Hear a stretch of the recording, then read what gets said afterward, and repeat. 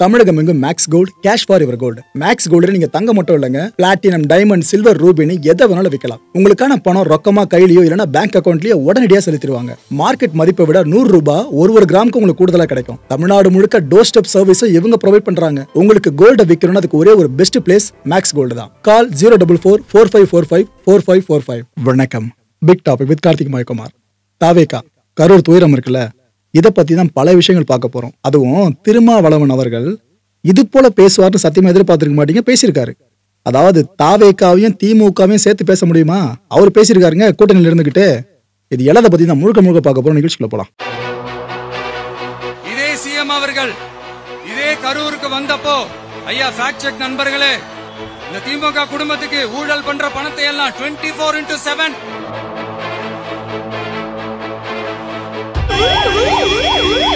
மரண செய்தி வர ஆரம்பிச்சோன்னே எனக்கு ஒரு அச்சம் ஏற்பட்டு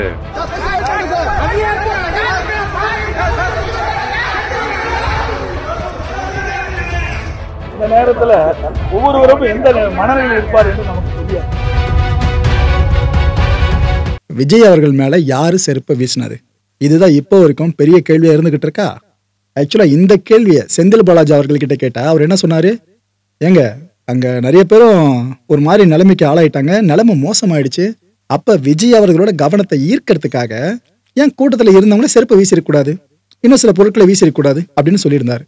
ஆக்சுவலா அது பல பேரை கன்வின்ஸ் பண்ற மாதிரி பதிலா இருந்துச்சுல. இதுல இன்னொரு சில பேரும் ஒரு சந்தேகத்தை தெரிவிச்சாங்க. ஏங்க, கூட்டம் அவ்வளோ பெருசா இருக்கு, அதை எப்படிங்க குனிஞ்சு செருப்பெல்லாம் எடுக்க முடியும்? அந்த அளவுக்குலாம் முடியாதுங்க அப்படின்னு சொன்னாங்க. ஆக்சுவலா அந்த அளவுக்கு ஸ்பேஸ் இருந்துச்சு குனிஞ்சு எடுக்கிற அளவுக்குலாம். இது நானும் சும்மா வாய் வார்த்தையா சொல்லல. இந்த வீடியோ இப்ப சமூக வலைதளம் முழுக்கவே பயங்கரமா ட்ரெண்டிங்ல ஓடிக்கிட்டு இருக்கு. என்ன தெரியுமா? விஜய் அவர்கள் மேல செருப்பை வீசி அடிக்கிற காட்சி இருக்குல்ல, அது நீங்க மேல தடுக்கிற காட்சி தான் பார்த்துருப்பீங்க. ஆனா கீழே இருந்து த்ரோ பண்ற காட்சி இருக்குல்ல, அது எல்லாம் இப்ப ஒண்ணு ஒண்ணா வெளியே வர ஆரம்பிச்சிருச்சு. சரி, முதல்ல கான்டென்ட் ரிசர்ச் பண்றப்ப ஒரு வீடியோ பார்த்தோம், அதுக்கப்புறம் ஒன்னு அடுத்து ஒன்னுன்ற மாதிரி மல்டிபிள் ஆங்கிள் இருந்து ஒரு காட்சியா வெளியே வர ஆரம்பிச்சிருக்கு. இதுக்கப்புறம் என்ன நடக்க போகுதுன்னு நினைக்கிறீங்க? அவங்களோட முகம் இருக்குல்ல, இப்ப ஓரளவுக்கு தெரிய வர ஆரம்பிச்சிருக்கு. அந்த முகத்தை தேடி பல பேர் அலைவாங்க இதுக்கப்புறம். ஏன்னா நிறைய பிளேம் விழுந்திருக்குல்ல டிவிக்கு மேல. அந்த களங்கத்தை துடைக்கிறோன்னு சொல்லிட்டு பல பேரும் யார் இவங்கன்ற மாதிரி தேட ஆரம்பிப்பாங்க. இதுல செந்தில் பாலாஜி அவர்கள் சொன்ன விஷயம் இருக்குல்ல, ஒருவேளை கவனத்தை இருக்கிறது போல பண்ணிருக்கலாமான்னு சொல்லிட்டு அதுக்கும் வலு சேர்ந்திருக்கு அந்த ஒரு பதிலுக்கும். இன்னொரு பக்கம் இந்த மாதிரி நபர்கள் இருக்காங்களே, ஆக்சுவலா இவர் ஒரு சார்ந்த காட்சி இப்ப வெளியா இருக்கு. இவர்கிட்ட எதுவுமே தாவேக்கா அடையாளங்கள் இல்லைங்க. இந்த தாவேக்கா கொடியை எடுத்து நெத்தியில கட்டுறது, கழுத்துல கட்டுறது, இடுப்புல கட்டுறது, இது போல எந்த அடையாளமும் இல்லை. லைனா தான் இருக்கா. அப்படி கீழே குனிஞ்சு செருப்பை எடுத்து தூக்கி அடிக்கிறா. அப்படி அது மட்டும் இல்ல, தண்ணி பாட்டில் இருக்குல்ல, அதை எடுத்து அடிக்கிற காட்சிகளும் இருக்கு. அது மட்டும் இல்ல, இந்த தேங்காய்லாம் இருக்குல்ல, அதெல்லாம் தூக்கி வீசுற காட்சிகளும் இருக்குங்க உள்ள. இதுதான் பல பேருக்கு சந்தேகத்தை எழுப்பி விடுற மாதிரி ஆயிடுச்சு. எங்க கவனத்தை ஈர்க்கிறாங்க அப்படின்னா வேற மாதிரி சில விஷயங்கள் படலாம். ஆனா இந்த அளவுக்கு செருப்பு, தண்ணி பாட்டில், தேங்காய் இதெல்லாம் வீசி அடிப்பாங்கன்ற மாதிரி தாவேக்கா பல பேரும் கேள்விகளை அடுக்க ஆரம்பிச்சிட்டாங்க. ஸோ இதுக்கப்புறம் இதுக்குன்னு தனியாக விளக்கம் வந்தாலும் ஆச்சரியப்படுறது கிடையாது மக்களே. அது மட்டும் இல்ல, விஜய் அவர்களோட பர்சனல் கேமராமேன் இருக்கார்ல, அவர்கிட்ட வரைக்கும் டிபார்ட்மெண்ட் சைட்லயே இந்த ரெக்கார்ட் பண்ணப்பட்ட ஃபுட்டேஜஸ் இருக்குல்ல, அதை கேட்டிருக்கிறதா தகவல் இருக்குங்க. ஏன்னா அந்த ஆங்கிள் இருந்து பார்த்தா அடுத்த கட்டமா விசாரிக்க ஏதுவா இருக்கும்னு சொல்லிட்டு தான் அதையும் கேட்டிருக்காங்களாம். ஸோ இது எல்லாத்தையும் அக்குமுலேட் பண்ணா பல உண்மைகள் இன்னும் கொஞ்சம் நாட்கள்ல வெளியே வரும்னு நினைக்கிறேன். ஏற்கனவே கவர்மெண்ட் தெளிவா சொல்லிட்டாங்க இதெல்லாம் நடந்துச்சு அப்படின்ட்டு. இதெல்லாம் தாண்டி மக்களுக்கு இப்ப கொஞ்சம் குழப்பத்தை அதிகரிக்கிற மாதிரி தான் இது போல நிறைய காட்சிகள் ஒன்னொன்னா வெளியே வர ஆரம்பிச்சிருக்கு. இருக்காதாங்க பின்ன டிவிக்கு மேல ஒட்டுமொத்த பிளேமும் விழுது அப்படின்னா அவங்க இது போல காட்சிகளை தேடி எடுக்காம இருப்பாங்க. ஓகே, இன்னொரு பக்கம் என்ன நடக்குது? ஆதவ அர்ஜுனா அவர்கள் தாவேகாவோட தேர்தல் பரப்புரை மேலாண்மை பொதுச் செயலாளர். இவர் திடுதிப்புன்னு கிளம்பி தனி விமானத்தின் மூலமா டெல்லிக்கு போயிருக்காரு. போனவர் தனியா போகல, வக்கீல் கூடவையும் கூட அழைச்சிட்டு போயிருக்கிறதா தகவல் கிடைச்சிருக்கு. சரி, எதுக்காக என்னன்னு கேட்டா, ஏதோ இந்த நெரிசல் வழக்கு இருக்குல்ல, இதை சார்ந்த டிஸ்கஷனுக்காக தான் அங்க போயிருக்காங்கன்னு ஒரு தகவல் இருக்கு. இன்னொரு தரப்பு சொல்ற விஷயம் இல்லைங்க, சுப்ரீம் கோர்ட் அப்ரோச் பண்ண வாய்ப்பு இருக்குன்ற மாதிரி சொல்றாங்க. இன்னொரு தரப்பு சொல்றது எங்க ரெண்டும் கிடையாதுங்க, அவரு வேற ஏதோ பணி நிமித்தம் காரணமோ வேற எதனா விஷயங்கள் காரணமோ போயிருப்பாருன்னு அப்படி சொல்றாங்க. போறவங்க சொன்னா மட்டும் தான் தெரியும் இதுக்காக தான் போறேன்னு. அது வரைக்கும் இது போல அசம்ஷன்ஸ் நிறைய நிலவிக்கிட்டு தான் இருக்கும். மதியழகன், பவுன்ராஜ் இந்த 2 பேரும் தாவேகா நிர்வாகிகள் சமீபத்தில் அரெஸ்ட் பண்ணப்பட்டாங்களா. இந்த 2 பேரும் 15ஆம் தேதி வரைக்கும் நீதிமன்ற காவலில் வைங்கன்னு கோர்ட் உத்தரவு பிறப்பிச்சாச்சா. இதுக்கு நடுவில் ஜாமீன் கேட்கறதுக்கு முடிவு பண்ணிருக்காங்க இந்த 2 தாவேகா நிர்வாகிகளும். வர திங்கட்கிழமை கரூர் அமர்வு கோர்ட் இருக்குல்ல, இங்க மனு தாக்கல் செய்யப்படுறதுக்கான வாய்ப்புகள் ரொம்ப பெருசா எழுந்திருக்குங்க. ஆக்சுவலா ஆயுத பூஜை டைம் வரையா, தொடர்ந்து விடுமுறைகள் வரையா, இதுல வந்து இந்த அளவுக்கு டிலே ஆகிட்டு இருக்கு எல்லாமே. கோர்ட்ல வழக்கு தொடர்ந்தார் பத்தில ஆனந்த் அவர்கள், புசி ஆனந்த், அப்போ சொன்ன விஷயங்களை கவனிச்சிங்க மனுவில். பாதுகாப்புல குறைபாடுகள் இருந்துச்சு, குண்டர்களால செருப்பு வீசப்பட்டுச்சுன்னு அவர் சொல்லியிருந்தாரு. ஆக்சுவலா இது எல்லாத்துக்கும் சேர்த்து வச்சுதான் தமிழக அரசு அதிகாரிகள் மூலமா விளக்கங்களை கொடுத்திருந்தாங்க. அமைச்சர் செந்தில் பாலாஜி மூலமா விளக்கங்களை கொடுத்திருந்தாங்க. இந்த விஷயத்துக்கு அப்புறம் பெணத்திரமாயிருக்கு. மத்திய உள்துறை அமைச்சகம் விஜய் அவர்களோட ஒய் பிரிவு பாதுகாப்பு அதிகாரி இருக்கார்ல, அவர்கிட்ட விளக்கம் கேட்டிருக்காங்க. என்ன விளக்கம்? பாதுகாப்பு ஏற்பாடுகள் எந்த அளவுக்கு இருந்துச்சு, நீங்க எந்த அளவுக்கு சிரமங்களை ஃபேஸ் பண்ணீங்க, விஜய் அவர்களுக்கு போதிய பாதுகாப்பு கொடுக்க முடிஞ்சுதா, ஆபீசர்ஸ் எண்ணிக்கை குறைவா இருக்கா, என்ன நீடு இருக்கு, இப்படி பல விஷயங்களை கேட்டிருக்காங்க. ஆக்சுவலா இது போல ஒய் பிரிவு பாதுகாப்பு அப்படின்னாலே கமாண்டோ லெவல்ல ஒரு 10ல இருந்து 15 பேருக்கு அதிகபட்சமா ஆயுதம் ஏந்திய அந்த ஆபீசர்ஸ் இருப்பாங்க பாதுகாப்பு பணிக்காக. அதை தாண்டி இனிமே அந்த அதிகாரிகள் எண்ணிக்கை உயர்த்தணுமான்னு மத்திய உள்துறை அமைச்சகம் இனிமே முடிவு பண்ணுவாங்க.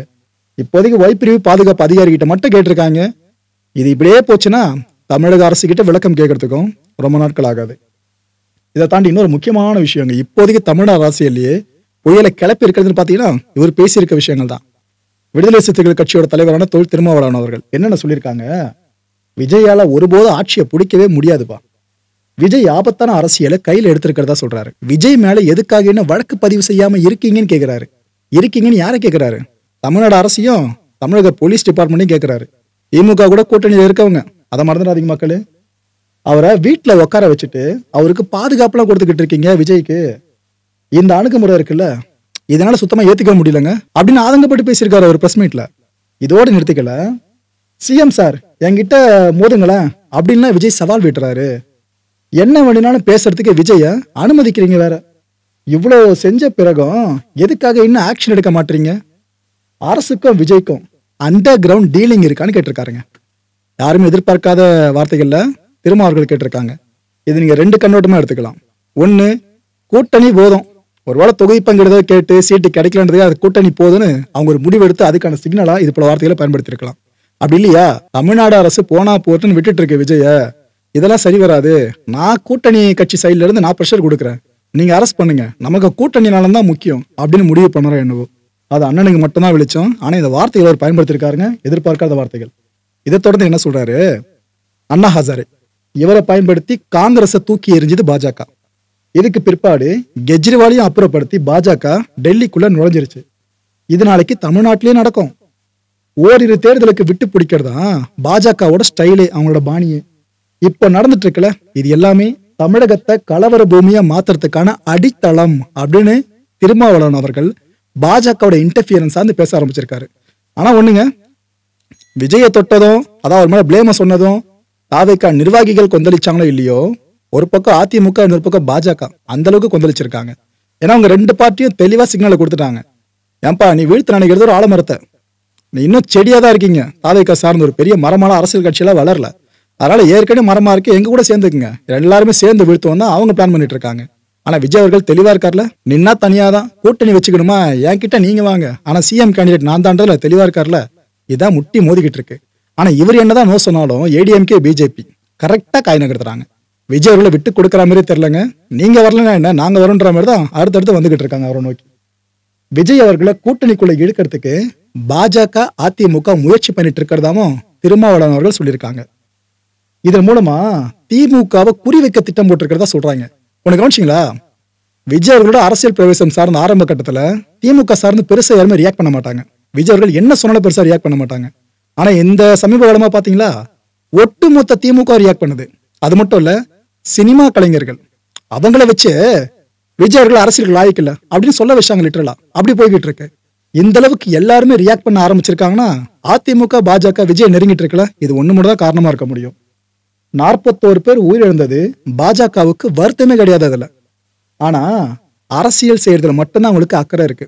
ஏதோ இங்க வந்து நீதி கிடைக்க போராடுற மாதிரி பண்றாங்க, அதுக்கெல்லாம் இல்லப்பா, அரசியலுக்காக தான் வந்திருக்காங்க.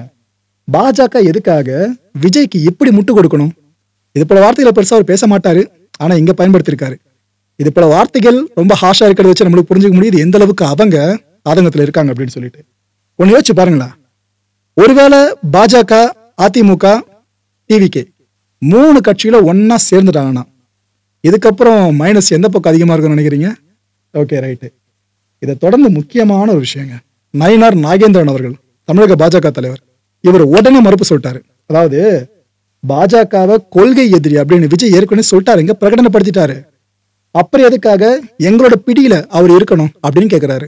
திருமாவளவன் சொன்ன விஷயம் இருக்குல்ல, அதுக்கு இவரு இந்த மறுப்பு வெளியிட்டு இருக்காரு. திமுக மட்டும் ஒட்டுமொத்தமா கிளம்புறாங்கள, நாங்களும் இறங்குன்ற மாதிரி தான் பாஜக ஒட்டுமொத்தமா கிளம்புறங்க இருக்கு. இதனாலதான் சம்பந்தமே இல்லாம அந்த ஒரு 8 பேர் அம்சாங்க மாதிரி எம்பிஸ். அதை வச்சு ஒண்ணு புரிஞ்சிருக்கும். ஒரு உண்மையை சொல்லிட்டா மக்களே, இந்த கரூர் துயரத்துல உயிரிழந்தாங்க பாத்தீங்களா, அவங்க சார்ந்த அக்கறை அதிகமா இருக்கிறத விட அரசியல் நெடுதே இப்ப அதிகமா இருந்துட்டு இருக்கு. இது ஒரு கட்சி 2 கட்சின்னு இல்ல, எல்லாரும் சேர்த்து வச்சுதான் பார்க்க வேண்டியதா இருக்கு. தமிழிசை சவுந்தரராஜன் அவர்கள் இவங்க என்னென்ன இப்ப சொல்லியிருக்காங்கன்னா, டெல்லிக்கு யார் வேணாலும் போகலாம். அதை பாதயோஜனா போயிட்டு வந்தாலும் அதை பத்தி நிறைய பேர் பேசிட்டு இருக்காங்க. அதை பத்தி தான் சொல்றாங்க. டெல்லிக்கு யார் வேணாலும் போலாம், யாரு போனாலும் ஏன் பாஜகவே கை காட்டுறீங்க அப்படின்னு கேட்கறாங்க. ஏதோ விளையாட்டு போட்டிக்காக போயிருப்பார் போல அப்படின்னு சொல்றாங்க. இதை அவங்க சர்க்காசமா சொல்றான்னு நினைக்காதீங்க. இது போல அவங்களுக்கு தகவல் கிடைச்சிருக்கு போல இருக்கு. செந்தில் பாலாஜி என்னமோ ரொம்ப கூலா பிரஸ் மீட்ல பேசுறாரு. கொஞ்சமாச்சும் குற்ற உணர்ச்சி அவருக்கு இருக்கான்னு பாத்தீங்களா? இல்ல அப்படின்னு இருக்காங்க. ஆக்சுவலா பிரஸ்ஸை ஹேண்டில் பண்றதுலாம் ஒரு தனி கலை மக்களே. நாங்க ஊடகத்துறையில இருந்த வரைக்கும் பாத்தீங்கன்னா டிடிவி தினகரன் அவர் பிரஸ்ஸை பயங்கரமா ஹேண்டில் பண்ணுவாரு. அவருக்கு அடுத்த ஒரு இடத்த பெருசா கொடுக்க முடியல. ஆனா செந்தில் பாலாஜி அவர்கள் பிரஸ் இப்ப ஹேண்டில் பண்ணது பாத்தீங்களா, அவ்வளவு காமன் கம்போஸ்டா எல்லா கேள்விகளுக்கும் பதில் கொடுத்துட்டு இருந்தாரு. அதான் ஹைலைட். ஒரு கேள்வி கூட பதில் தெரியல, கொடுக்க முடியல சொல்லவே இல்லை. இதெல்லாம் பார்த்துதான் அவங்க இந்த கேள்வி கேட்கறாங்க, எப்படி அவ்வளவு கூலா பேசுறீங்க, குற்ற உணர்ச்சி இல்லாம அப்படின்றாங்க. அரசு தப்பே செய்யாது அப்படின்னா சொல்ல முடியாதுல்ல. அரசு அதிகாரிகளை வச்சு எதுக்காக செய்தியாளர் சந்திப்பை நடத்துறீங்க இந்த கேள்வி கேட்கறாங்க. ஏன்னா மக்கள் உங்களை தானே ஓட்டு போட்டு தேர்வு பண்ணிருக்காங்க. அப்ப அமைச்சர் லெவல்ல இருந்து யாரும் வந்து பேசினா கரெக்டா இருக்குமே, எதுக்காக அதிகாரிகளை வச்சு பேச வைக்கிறீங்கன்னு கேட்கறாங்க. இதே கேள்விதான் அதிமுகவும் கேட்டுக்கிட்டு இருக்கு. இப்போ நீங்களே எல்லாம் சொல்லிட்டா அப்புறம் விசாரணை ஆணையத்தை எதுக்காக அமைச்சீங்க, அவங்க இதுக்கப்புறம் என்னத்தை கண்டுபிடிக்க போறாங்க அப்படின்றாங்க. பாஜக அரசியல் செய்யறதா திரும்ப பதறாருன்னு சொல்றாங்க. பாஜக பத்தி திரும்ப அவர்கள் சொல்லியிருந்தாரா, அதுதான் இந்த ஸ்டேட்மெண்ட் விடுறாங்க. உண்மை வெளியே வந்துருமோ அப்படின்னு பயப்படுறாங்கன்னு சொல்லியிருக்காங்க. சோ இவங்க திருமாவளவன் அவர்கள் சார்ந்து மட்டும் சொல்லல, திமுகவை சேர்த்து ஒட்டுமொத்த கூட்டணி சேர்த்து ஆளும் கூட்டணி சேர்த்து இந்த வார்த்தைகளை பயன்படுத்தி இருக்காங்க, பயப்படுறாங்க அப்படின்ட்டு. இதுக்கு அமைச்சர் ரகுபதி அவர்கள் என்ன பதில் கொடுத்திருக்காங்கன்னா, திமுகவுக்கு பயம் அப்படின்னு சொல்றதுக்கு இந்தியாவிலேயே எந்த கட்சிக்கும் அருகதே இல்லைன்னு இருக்காருங்க. எங்களை பயம்புறுத்த எந்த கட்சிக்கும் தகுதியே கிடையாது. அந்த அளவுக்கு அடிப்படையிலேயே பலமான கட்சி தான் இந்த திமுகன்னு சொல்லியிருக்காரு. இவரோட ஸ்டேட்மெண்ட் எப்படி இருக்கா, ஆனா அரசியல் அரங்குல இன்னும் அந்த அனல் ஓயில மக்களே ரொம்ப பெருசா போய்கிட்டு இருக்கு. இதுக்கு மத்தியில விஜய் அவர்கள் சார்ந்து பல பேருக்கும் அதிருப்தி இருக்கு, நான் இல்லைன்னு சொல்லல. இன்னும் பல பேரும் ஆதரவு தெரிவிக்கிறாங்க, நான் அதுலயும் தப்பு சொல்லல. மக்களுக்கு ஒரு தலைவனை பிடிச்சிட்டா அவங்களை எப்படினாலும் கொண்டாட தான் போறாங்க. எவ்வளவு டிஸ்கஷன் நடந்தாலும் அதுக்குள்ள எதுவுமே போக விரும்பல. ஆனா இதெல்லாம் ரொம்ப ரொம்ப ஓவர். இது யார் பண்ணிருப்பா, எதுக்காக பண்ணிருப்பா, நான் உங்களுக்கு சொல்லி தெரிய வேணாம். சோசியல் மீடியா முழுக்க இதை பல பேர் ஷேர் பண்ணிக்கிட்டு இருக்காங்க. இந்த சனியின் பயணம்னு சொல்லிட்டு விஜய் அவர்கள் சனிக்கிழமை எந்த ஊருக்கு பிரச்சாரத்துக்கு போனாலும் அங்க மக்களுக்கு பாதுகாப்பு இல்லைன்ற ஒரு ஹேஷ்டாக கிரியேட் பண்ணி போட்டுட்டு இருந்தாலும் ட்ரெண்ட் பண்ணிக்கிட்டு, இப்ப அதோட விஷுவல் பரிமாற்றமா இது போல கிரியேட் பண்ணி பரப்ப ஆரம்பிச்சிட்டாங்க. இது ஒரு எங்க போனாலும் மக்கள் செத்துருவாங்க அப்படின்ற மாதிரி. இதுல வேற தாவேக்காவுக்கு பல கட்சியினரும் கிளாஸ் எடுத்துட்டு இருக்காங்க, அரசியல் நாகரிகம்னா என்னன்னு சொல்லிட்டு. முதல்ல அவங்க கத்துக்கணும். அதை ஒரு குறைய சொல்றோம் அப்படின்னா நமக்கு அந்த குறை எல்லாம் பாத்துக்கணும். அதை விட்டு மற்றவங்க எல்லாம் ஒர்ஸ்ட், நான் மட்டும் தான் யோகின்னு ஒருத்தன் சொல்றானா அவன் தான் 1ஆம் நம்பர் கிரைமா இருப்பான். ஆக்சுவலா இது போல விஷயங்கள்லாம் தவிர்க்கிறது நல்லதுங்க. ஒரு அனர்த்தம் நடந்திருக்கா, இதுக்கப்புறம் ஒன்று நடக்காம இருக்க என்ன பண்றது, பிளேம் வைக்கிறீங்களா, விசாரணை மூலமா அந்த பிளேமை வைங்க. விசாரணை அறிக்கை வெளியான பிற்பாடு அதுக்கு முன்னாடி இது போல சித்தரிக்கிறதுலாம் ரொம்ப ரொம்ப தப்பான விஷயம். இது எப்படி தெரியுமா இதெல்லாம் பாக்குறதுக்கு, எலெக்ஷன் வரைக்கும் விட்டு வைக்கக்கூடாது. விஜய முடிஞ்ச வரைக்கும் இப்பயே நம்ம அரசியலோட துரத்தி விட்டணும். இதுக்காக எவ்வளவு ப்ரெஷர் பண்ண முடியுமோ அவ்வளவு பண்ணிட்டு இருக்க மாதிரி இருக்கு. ஆனா ஆஃப்டர் ஆல் இது போல விஷயங்களும் உங்களோட மனசு கொஞ்சம் சங்கடப்படுத்தும், அந்த ஒரு குற்ற உணர்ச்சி அதிகப்படுத்தும், இல்லைன்னு சொல்லல. ஆனா பேக் அடிக்கிறது முடிவு எடுக்கிறது இருக்குல்ல, அதெல்லாம் அவ்வளவு சீக்கிரம் எடுக்க மாட்டாங்க. ஏன்னா அதுக்கெல்லாம் எடுத்துட்டாங்கன்னா அவங்க லைஃப் முழுக்க அதை நினைச்சு ரொம்ப ரொம்ப கஷ்டப்படுவாங்க. ஏன்னா இந்த அளவுக்கு நம்ம நம்ப வச்சு பின்னாடி வந்துட்டோமே அப்படின்னு. விஜய் அவர்கள் அந்த முடிவை எடுக்க மாட்டார், நான் மனசார நம்புறேன், நீங்களும் நம்புவீங்கன்னு நினைக்கிறேன். அண்ட் இன்னொரு விஷயம் மக்களே, இந்த அதிமேதாவிகள் பல பேர் விஜய் அவர்களுக்கு அட்வைஸ் பண்ற பேர்ல அரசியல் நாகரிகத்தை பத்தி சொல்லிட்டு அவங்க அந்த நாகரிகத்தை ஃபாலோ பண்ணாம இருக்காங்களே, அதுக்கு மத்தியில இவ்வளோ வாதங்கள் பெருசா முன்வைக்கப்பட்டு இருக்கு. சோசியல் மீடியா முழுக்க நீங்க போனீங்கன்னா தெரியும், ஒரு டிவி நிகழ்ச்சியிலேயே பார்த்துட்டு டிபேட் சொல்லலாம் எந்த அளவுக்கு வசைப்பாடிட்டு இருக்காங்க, எந்த அளவுக்கு ஆதரவு தெரிவிச்சிட்டு இருக்காங்க அப்படின்னு. நான் சொல்ல போற இந்த விஷயங்களுக்கு யாரும் ரியாக்ட் பண்ணாதீங்க, அப்படியே விட்டுருங்க, அது காத்துல கரைஞ்சு அப்படியே போயிடும். நான் சில பேர் என்ன சொல்றாங்க, விஜய்க்கு ஆதரவா பேசுறவங்க மனுஷங்களே கிடையாதான். இது போல பேசணும்னு நினைத்தமா மைனஸ், அவங்க ஒரு கட்சி ஸ்டாண்ட் எடுத்திருப்பாங்க, ஒரு சித்தாந்த ஸ்டாண்ட் எடுத்திருப்பாங்க. அதனால இங்க ஆப்போசிட்ல என்னதான் நல்லதே பண்ணாலும் அதை குறைதான் கண்டுபிடிப்பாங்க, அதான் அரசியல். ஸோ விஜய்க்கு ஆதரவா பேசுற எல்லாருமே மனுஷங்க இல்லையா, பேசுறவங்க மட்டும் கடவுளா என்ன, அது மேலும் கருத்தை தூக்கி போட்டு விடுங்க. அடுத்த ஒரு தரப்பு என்ன சொல்லுது, விஜய் இதுக்கு பொறுப்பேற்க வேண்டிய அவசியமே இல்லைன்றாங்க. இதை ஒத்துக்க முடியாதுல்ல, ஏன்னா அந்த சந்திப்பு அங்க நடக்கலன்னா மக்கள் உயிர்கள் பறி போயிருக்காதுல்ல. இது நான் ஒட்டு மொத்தமா விஜய்களை பிளேம் பண்ணல, அவரும் ஒரு காரணம் தானே. ஓகே, இன்னொரு தரப்பு என்ன சொல்லுது, விஜய்க்காக எவ்வளவு உயிர் போனாலும் பரவாயில்லையா, ஏன்டா அது உன் குடும்பத்துல போனா தெரியும். ஆக்சுவலா இந்த விஷயத்த பல பேர் உணர்ச்சி வசப்பட்டு ரசிகர்கள் இருப்பாங்களே, அவங்க உணர்ச்சி வசப்பட்டு போட்டுட்டு இருக்காங்க பதிவுகளா. ஆக்சுவலா இது போல வார்த்தைகள்லாம் இப்ப உறவுகளை இழந்து தவிச்சிட்டு இருக்க அந்த குடும்பத்தினர் இருக்காங்களே, அவங்க காதுகள்லாம் ரீச் பண்ண எவ்வளவு மனசு கஷ்டப்படுவாங்க. யாரோ ஒருத்தவங்க ஏதோ ஒரு விஷயத்தை நோக்கி போயிட்டு இருக்கிறதுக்கு நம்ம வீட்டு குழந்தைங்க எதுக்காக பலியாகணும்னு சொல்லிட்டு, நாட்டு சுதந்திரத்துக்காக மண்ணை காப்பாத்த இது போல விஷயங்களுக்கு உயிரை விடுறது வேற, மத்தவங்களை காப்பாத்த போய் உயிரை விடுறது வேற. ஆனா ஒரு ஈவெண்ட், இந்த வாரம் ஒரு ஈவெண்ட்லாம் அத்தவாரம் பண்ணிக்கலாம், இல்லைன்னா அதுக்கு அத்தவாரம் பண்ணிக்கலாம். ஆனா அதுக்காக ஒரு குடும்பம் ஒரு சில உயிர்களை இழந்துகிட்டு இருக்குன்னா, இதைத்தான் நம்ம பெருசா போன விக்டிம் தான் இங்க நிக்கணும். இன்னொரு தரப்பு சொல்றது, விஜய்ன்ற பேராபத்தை எப்படி தமிழ்நாட்டுக்கே பேராபத்தா அவர் அகற்றிய தீர்னு ஒரு கும்பல் சொல்லிக்கிட்டு இருக்கு. இதெல்லாம் காதலே போடாதீங்க, காமெடி தான். ஏன்னா எப்ப திறமை இது போல புலம்பல்கள் அதிகமாகும், நமக்கு ஈக்குவலா இவர் வந்துருவாரோ அப்படின்ற பயம் வந்துச்சுன்னா தான் இது போல புலம்பல்கள் அதிகமாகும். இதை எல்லாருமே இப்ப அதிகமா பண்றதை பார்த்தா எனக்கே அந்த புலம்பல்கள் அதிகமானது காரணம் நான் சொன்ன அந்த விஷயம் தான் தோணுது. ஸோ இந்த 4 விஷயங்கள் சொன்னேன் பாத்தீங்களா, இது நான் அந்த 4 விஷயத்துல ஃபில்டர் பண்ணி எடுத்துட்டு வந்தது. இது மாதிரி எவ்வளவு தகவல் பரவிட்டு இருக்குன்னு பாருங்க. அதெல்லாம் காதலே போட்டுக்காது மக்களே, கடந்து போயிட்டே இருங்க. இதுக்கு மத்தியில இவங்க வேற, திவ்யா சத்யராஜ் அவர்கள் திமுகவோட தகவல் தொழில்நுட்ப அணி இருக்குல்ல, இதோட மாநில துணை செயலாளர். இவங்க ஒரு வீடியோ வெளியிட்டு இருக்காங்க. ஆக்சுவலா விஜய் சார் சார்ந்து ஒரு பிளேம் எல்லாம் முன் வச்சாங்களே, ஏங்க ஏதோ பனையூர் பணியார மாதிரி அங்கேயே இருக்கீங்க, 4 செவத்துக்குள்ளேயே வெளியே வந்து அரசியல் பண்ண மாட்டீங்க அது இதுன்ட்டு. ஆக்சுவலா அதே பிளேமை இன்னும் பல பேர் மேல வைக்கிறாங்க. அந்த லிஸ்ட்ல இவங்களும் இருக்காங்க. இவங்க போட்டிருக்க வீடியோல என்ன தெரியுமா சொல்லியிருக்காங்க, இந்த அரசியல் இருக்குல்ல இதை பத்தி பெருசா பேசாம அட்வைஸ் பண்ண ஆரம்பிச்சிட்டாங்க. யாருக்கு? விஜய் அவர்களுக்கு அட்வைஸ் பண்ண ஆரம்பிச்சிட்டாங்க. அண்ட் கூடவே இந்த பவுன்சர்ஸ் இருக்காங்கல்ல, அவங்க சார்ந்து சில வார்னிங்க முன் வச்சாங்க. அவங்க என்னென்ன பேசியிருக்காங்கன்றத இப்ப நீங்களே பாருங்க. நடிகர் சத்யராஜ் இருக்கார்ல, அவரோட மகள் தான் இவங்க. எல்லாருக்கும் வணக்கம். நான் திமுகவின் தகவல் தொழில்நுட்ப அணியின் மாநில துணை செயலாளர் Divya Sathyaraj.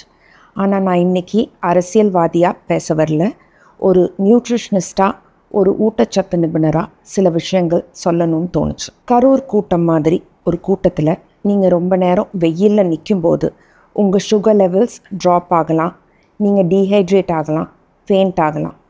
Sugar levels drop ஆகாமல் இருக்கிறதுக்கு நீங்கள் ஒரு சாக்லேட்டோ ஸ்வீட்டோ கையில் எடுத்துக்கலாம்.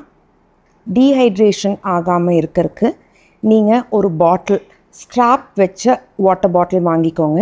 ஏன்னா நீங்கள் ரொம்ப நேரம் நிற்கிறதுனால ஷோல்டரில் போடுற மாதிரி வாட்டர் பாட்டில்னால் உங்களுக்கு ஈஸியாக இருக்கும். அந்த வாட்டர் பாட்டிலில் நீங்கள் எலக்ட்ரால் சாஷே வருது, அது ஒரு 25 rupees, அதை மிக்ஸ் பண்ணி நீங்கள் எடுத்துக்கலாம். அப்படி இல்லைன்னா வெல்லம், 1 ஸ்பூன் வெல்லம் போட்டு மிக்ஸ் பண்ணி எடுத்துக்கலாம். ஆர் நீங்கள் சால்ட் அண்ட் லெமன் மிக்ஸ் பண்ணி தண்ணியில் மிக்ஸ் பண்ணி எடுத்துகிட்டு அதை கொஞ்சம் கொஞ்சமாக குடிச்சிங்கன்னா உங்களுக்கு டீஹைட்ரேட் ஆகாமல் இருக்கும். விஜய் சாரோட பாடி கார்ட்ஸ்க்கு ஒரு சின்ன ரிக்வெஸ்ட். ஒரு பழைய வீடியோவில் உங்கள் பாடி கார்ட்ஸ் ஒரு தொண்டரை வேனுக்கு மேலேருந்து தூக்கி வீசுறதை பார்த்தேன். அந்த பையனுக்கு ஸ்பைனல் கார்டு இன்ஜுரி ஆயிருந்தாலோ, ஹெட் இன்ஜுரி ஆயிருந்தாலோ, அவன் கோமாக்கு போயிருந்தாலோ அவனுக்கு லைஃபே போயிருக்கும். உங்கள் தொண்டர்களை பார்த்து பயப்படாதீங்க, தொண்டர்களை வீசாதீங்க. தொண்டர்களை பார்த்து பயப்படுறவர் உண்மையான தலைவர் கிடையாது. தொண்டர்களுக்கு பாதுகாப்பு தர்றவர் தான் உண்மையான தலைவர். மக்களை ஆளணும்னு நினைக்கிறவர் உண்மையான தலைவர் கிடையாது. மக்களுக்காக பல வருஷமாக வாழ்கிறவர் தான் உண்மையான தலைவர். நன்றி, வணக்கம். மக்களே, இந்த கான்டென்ட் பொறுத்த வரைக்கும் மனசுல ஒரே ஒரு வினா இருக்கு. முடிஞ்சதுக்கான பதில்களை கீழே கமெண்ட் செக்ஷன்ல கமெண்ட் லீவ் பண்ணுங்க. விஜய் அவர்களோட கவனத்தை ஈர்க்கிறதுக்காக தான் இந்த செருப்பை கொண்டு எரிஞ்சாங்களா? இந்த அசம்ஷன் சார்ந்து பல பேர் விவாதிக்க ஆரம்பிச்சிருக்காங்களே, இதுல மக்களாகிய உங்களோட கண்ணோட்டம் என்னவா இருக்கு? அடுத்த நிகழ்ச்சியை சந்திக்கலாம். நன்றி, வணக்கம். தமிழகம் எங்கும் Max Gold, cash for your gold. Max Gold நீங்க தங்க மட்டும் இல்லைங்க, பிளாட்டினம், டைமண்ட், சில்வர், ரூபினி எதை வேணாலும் விற்கலாம். உங்களுக்கான பணம் ரொக்கமா கையிலயோ இல்லைன்னா பேங்க் அக்கௌண்ட்லயோ உடனடியாக செலுத்திடுவாங்க. மார்க்கெட் மதிப்பை விட 100 ரூபாய் ஒரு கிராமுக்கு உங்களுக்கு கூடுதலா கிடைக்கும். தமிழ்நாடு முழுக்க டோர் ஸ்டெப் சர்வீஸ் இவங்க ப்ரொவைட் பண்றாங்க. உங்களுக்கு கோல்ட விற்கணும்னு அதுக்கு ஒரே ஒரு பெஸ்ட் பிளேஸ் மேக்ஸ் கோல்டு தான். கால் 04445454545. வணக்கம் மாயம் ஸ்டுடியோஸ் நண்பர்களே. மாயம் ட்ரெண்ட்ஸ் அப்படின்ற ஒரு புதிய ஃபேஸ்புக் பேஜை ஓப்பன் பண்ணியிருக்கோம். நீங்கள் யூடியூப்பில் பார்த்துட்டு இருக்கீங்களா நம்மளோட கான்டென்ட்ஸ்லாம், இதெல்லாம் விட ஒரு படி மேலே ரொம்ப கிறிஸ்பாகவும் ரொம்ப சூப்பராகவும் நிறைய கான்டென்ட்ஸ் உங்களுக்கு இந்த பேஜில் காத்துட்ருக்குங்க. ஸோ உடனடியாக ஃபேஸ்புக் பிளாட்ஃபார்ம் போங்க, மாயம் ட்ரெண்ட்ஸ்னு டைப் பண்ணி சர்ச் பண்ணி நம்ம பேஜை ஃபாலோ பண்ணுங்கள். அப்படியே நம்ம சேனலையும் நீங்கள் சப்ஸ்கிரைப் பண்ணிட்டீங்க அப்படின்னா இன்னும் நிறைய புது புது கான்டென்ட்ஸை உங்களுக்காக ப்ரொடியூஸ் பண்ணி கொடுத்துக்கிட்டே இருப்பாங்க. நீங்கள் பண்ணுற ஒவ்வொரு சப்ஸ்கிரிப்ஷனும் எங்களுக்கு பெரிய மோட்டிவேஷனாக அமையும்.